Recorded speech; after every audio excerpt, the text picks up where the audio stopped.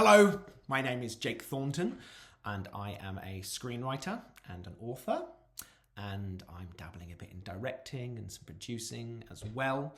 I've been a professional screenwriter for about 10 years now, just over. I sold my first screenplay with my longtime collaborator Ben 2014, and I've been navigating the ins and outs and the extraordinary ups and extraordinary downs of Hollywood for the past, probably 16 years as a writer, but 10 years professionally. Over the last 6 months to a year, I've really been wanting to find ways to kind of elevate my emotional state. Hollywood is brutal. It's a really hard business to be in. I think for everyone at all levels. Unless you're an A-list writer or an A-list actor, I think you struggle enormously with moments of deep uncertainty professionally. And I think that has a tendency to rub off on you personally. And I've absolutely experienced very difficult times within myself because of the uncertainty of the industry. And also, I think, kind of the cruelty of the industry. I think when you have these enormous big dreams that you want to accomplish, you want to, make something of your life. You have this dream, this desire to be a screenwriter with movies made, or an author with books published, or a director with films made, or an actor out there in the world, on the screen, on the stage, whatever it is. And those dreams can be very frequently crushed, just like that. And it's happened to me several times. And I think one of the things that you have to do as any kind of creative is develop tools to rise above that, or develop a state of life where those things, which are inevitably going to happen, don't worry you or bother you in quite the same way and completely knock you off course. So I was doing my morning routine today, part of which is going to the gym.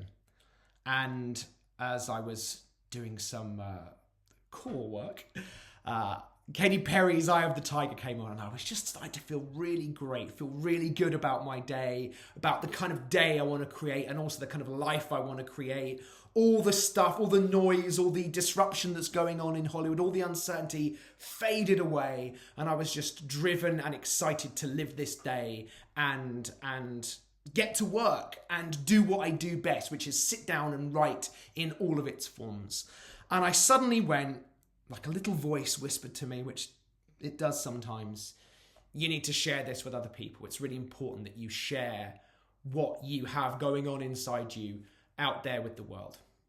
So I thought I would record this, and actually this is the second time I'm recording it, because the first time I had my headset plugged in and didn't have it on, and the audio didn't record properly. So thank you to someone on Twitter, Tom, who nicely pointed that out. So I'm re-recording this right now. It just goes to show the universe can still throw obstacles in your way, but I'm not going to let it stop me.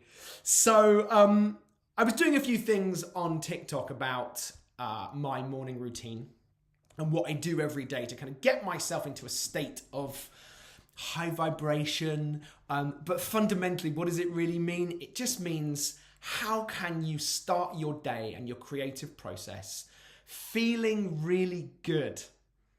Because when you feel good, you are kind of putting yourself in alignment, I really believe, with the kind of universe. Some people call it God, whatever that is to you. But just the kind of like, we're here to have a good life. We're here to experience joy. We're here to create from that place. And I think all acts, genuine, real acts of creation, are done from this place of joy and wanting to impart joy, even if you're writing a horror movie or a very sad story. I think through experiencing incredible dramatic stories, we are connected with what it truly means to be human, which ultimately I think is a joyful experience, even though perhaps there are elements of sadness to that too. So anyway, I was really thinking about how I manifest and feel that joy. And the difference between when I do that and when I don't do that. So yesterday I had a morning where, although I was going through the motions of doing my morning routine, I wasn't really doing it well or 100% because I was letting outside things kind of get in and affect my emotional state rather than my emotional state dictating my life. So this morning I really turned that around, and I think that's partly why I felt so inspired this morning to make this video. I don't know if I'll do any more of these. I might do, I might not. My wife wants me to do a podcast. Maybe it'll be a podcast, maybe it won't. I genuinely don't know. I just felt inspired to record this today. So I wanted to talk about how we can, very first thing in the morning, create a sense of inspiration, a sense of really genuinely feeling good in the kind of first hour of our morning, 2 hours of our morning, so that we can take that out into our day and it affects everything we do. Now, of course, as a writer, that is going to affect how I come to the page, whether I'm writing something by hand, whether I'm working on the computer. I feel full, I feel energized, I feel excited, I feel inspired. All of those things, I think, they are so important. How can you maintain that inspiration day after day? And so I wanted to share with you what I do every morning. Like I said, I had done this a little bit on a TikTok, but I wanted to do it in a slightly longer video as well. So I picked up this book after listening to a guy called Hal Elrod on a podcast that's done by a great person called Kathy Heller. She's does a lot of wonderful interviews with all different kinds of people. And she really is a proponent of this concept of feeling good. And I picked up this book after I heard him on the podcast, and he has this book called The Miracle Morning. And I've recommended a ton of people read this book, and it was really excellent. But what was interesting was that I discovered that I was doing a bunch of these things already. They just they weren't in quite the same form. But the way that he kind of breaks them down into a great little acronym, which I'll give to you in a moment, has been really beneficial for me. And there have been several ways that he approaches several of the aspects of creating a success and a joyful mindset first thing in the morning that have been really instrumental for me, so that I can go, okay, actually, can I subtly change it like this so that it means that instead? You'll see what I mean in a second. So the book, Hal Elrod wrote it. It's called The Miracle Morning. I really enjoyed it. Go and grab a copy. It's like $10. But I'll go through what I've taken out of it right now. So he talks about that there are 6 things that you should do every morning to get yourself into a really good vibration and to really feel excited and happy about the day. So he calls these life savers, SAVERS, and it's the savers that is the acronym. So the very first thing he talks about, the S in savers, is silence. This means meditation. And I do a form of meditation. So I am a practicing Nichiren Buddhist. And while many forms of Buddhism do use quiet, eyes closed meditation, our form of meditation is actually eyes open, and we chant. So I chant Nam-myoho Renge Kyo. I do that actually for about an hour each morning at 6 o'clock in the morning. Not everyone has an hour to do that, but I'm fortunate I do, but I also get up early in order to do that. So your kind of meditation can look like whatever it looks like for you, but I think really the purpose of it is as soon as we wake up, our mind starts to go, oh, I've got this to do today. Oh, that went badly yesterday. Oh, I've got that issue going on with my dad. Or, oh, hang on a minute, no, I got that bill to pay. Oh, our mind gets cluttered very quickly within the first few minutes, especially if we're looking at our phones. I have been known to open up the BBC News app as I'm making my morning coffee, and already my mind is filled with the noise that's going on in the outside world. And the aim and the purpose of the silence of the meditative practice is to just kind of let those things go. Don't let your day start off in that energy. Don't let your day start off like that, thinking about those things. They're distractions. So, like I said, I chant, but I was doing a little bit of silent meditation for a while. And really the purpose, I think, of any kind of meditation is just to learn to observe your thoughts. And just see that a thought is just that. It's just a thought. It's not a thing. It's just something that's just coming and going. And can I just see that, look at that and go, okay, thank you for sharing, and then get back to myself. Breathing really helps. The importance of a meditation, breathing. Again, there's lots of probably resources you can find out there that can lead you through short meditations, and it looks different for everybody. The length of time you might do it for, that's your call. You can meditate for a minute and get something out of it. I absolutely have too. Just slowing my breathing down, observing my thoughts, just getting quiet. Or like I said, for me, it's chanting. But the very first part of my chanting is I try to observe my thoughts and kind of let them go. I imagine I've got a little trash can beside me, and any thoughts that are just negative, I just put in the trash can, put them over there, and I let them go. So that's the very first part, is silence. Can you start your day giving yourself 1 minute, 2 minutes, 5 minutes, 10 minutes, 15 minutes of something that is meditative? It's hard to say, meditative. The A in Savers stands for affirmations. I've been in and out of affirmations, I think, for probably 15 to 20 years, doing them sometimes not. Obviously, an affirmation is a statement, a declaration of something that you want to achieve, something that you want to attract.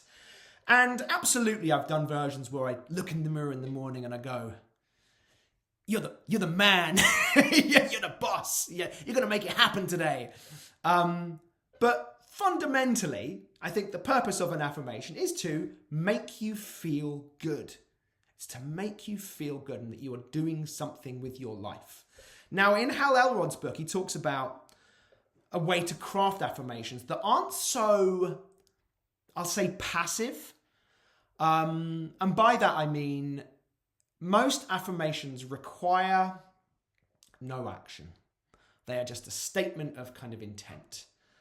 I'm a successful screenwriter. I'm a published author. I've made $1 million, whatever it is.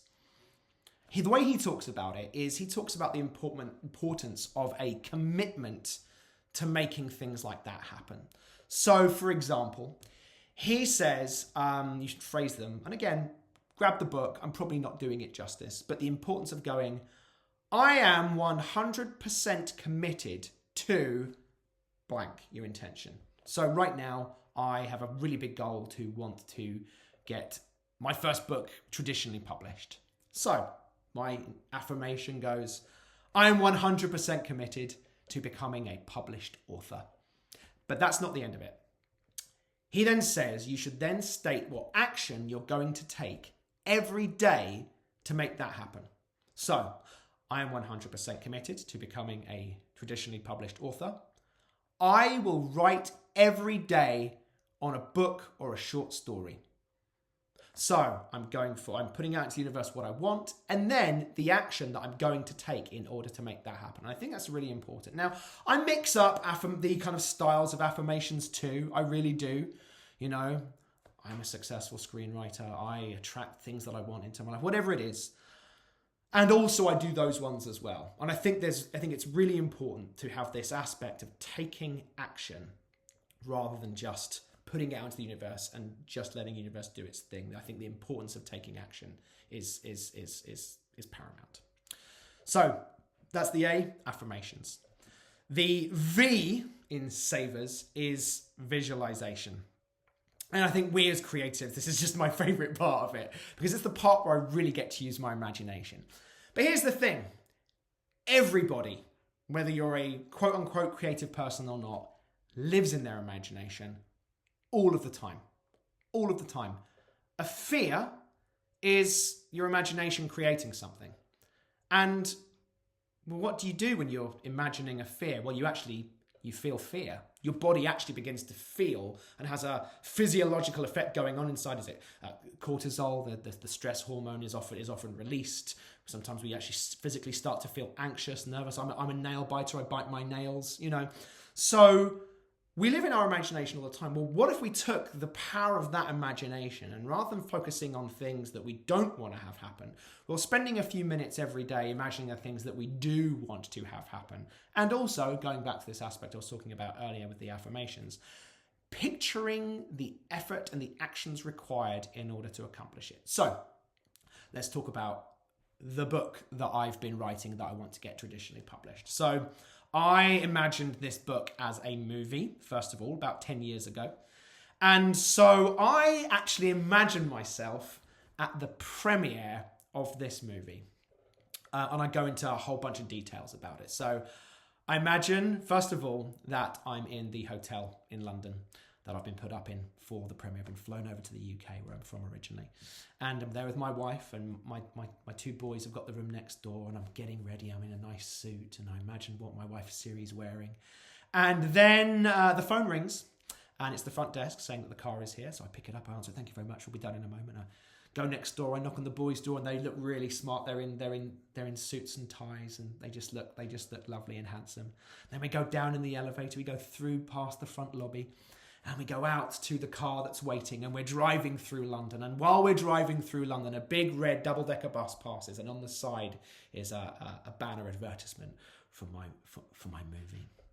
We arrive at the Odeon, Leicester Square, and the press are all there. There's a red carpet. The rest of the cast and the crew are there and greet them and say hello to some people, have our pictures taken. And then we go through into the foyer, and we go and grab some popcorn and some drinks, which are all free, of course, because it's the premiere. My boys can't believe it's free, and they're so excited by that. And I get half salt, half sweet. It's the way I roll in the UK. And I get some peanut M&Ms. I sprinkle it on. We go into the movie theatre, and the lights dim, and the music comes up, and I see the title on the screen. So that is the end goal for where I'm wanting to create by the writing of this book, is ultimately for it to become a movie. And already by then I feel great. And I'm doing this actually while I'm chanting, but again, however you, whether it's part of your meditation, whatever, a few minutes just visualizing what you want to have happen. Like I said, I feel excited. Even as I'm describing it now, I feel excited. I feel happy. And then I rewind and I go, well, what needs to have happened before that? Well, the movie needs to have been made, yes, but a trailer's come out. The movie's been made, but before that, after that, a trailer's come out. So I go, well, before the premiere, a trailer's come out. So I imagine being at this computer and seeing the trailer for the first time and being so excited to share it with you all. Before that, the movie's been made. I imagine myself on set. Before that, well, the book's been traditionally published. So I do this. I imagine a FedEx truck is pulling up outside my house. The guy gets out, brings me a box. I open it up. It's filled with hardback copies of my book.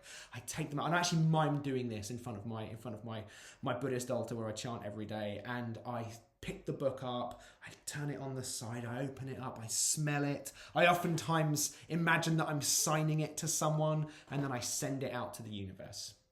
And then I go even further. My book hasn't been published yet, so what do I need to do? Well, at the moment, I actually need to do a little bit more work on my book. My agent's gone, this needs a little bit of work. So I imagine myself doing what I can do that day in order to make all those visions and all those dreams come true, which involves me sitting down at my computer and writing. And I imagine myself doing that, and I imagine myself getting into flow and feeling all the joy and the excitement of knowing what's going to happen because I'm doing this. And that is the really important part, is to bring it back to something very practical that you can do today. So whatever it is that you are wanting to accomplish, whether it's writing a movie that gets made, whether it's publishing a book, whether it's something else entirely, getting a promotion at work, whatever it is, what is the thing that you're going for? Picture yourself there, but then I kind of rewind it and I go through all the steps that need to have happened, and you can do the same thing too. What can you do today in order to make that happen, so that when you do sit in front of the computer or do whatever work you need to do, you realize that you're actually taking action for this journey that you are on. So that's V, visualization. E is for exercise. I've really become so aware that movement is medicine, and it really is. And it can be the smallest amount of movement, but it does need to be an exercise of some form. Again, it can be you're doing something for a minute, or I go to the gym for an hour. Whatever you can do, make sure that you are doing it. Don't think that a minute is too short a time, because it's really not. If you do a minute's worth of jumping jacks, and that's all you do in a day, well, that's 1 minute more of jumping jacks than you did yesterday. So move your body somehow. 5 minutes, 10 minutes, whatever you can make time to do it. And again, making time versus finding time.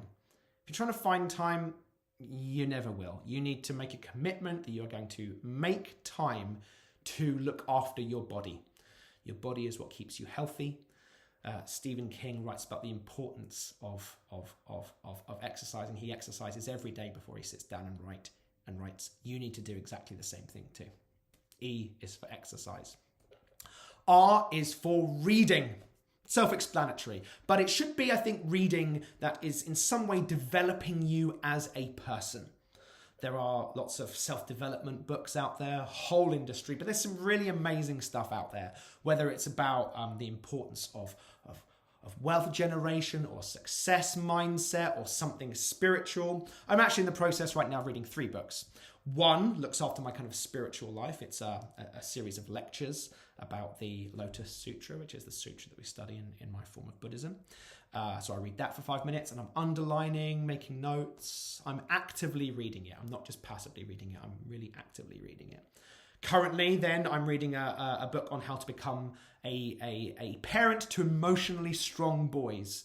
My boys are 11 and almost 9, and I want to develop myself to become the best dad I can be for them. So I've been reading that book, and I make the time every day to actively read that to develop myself.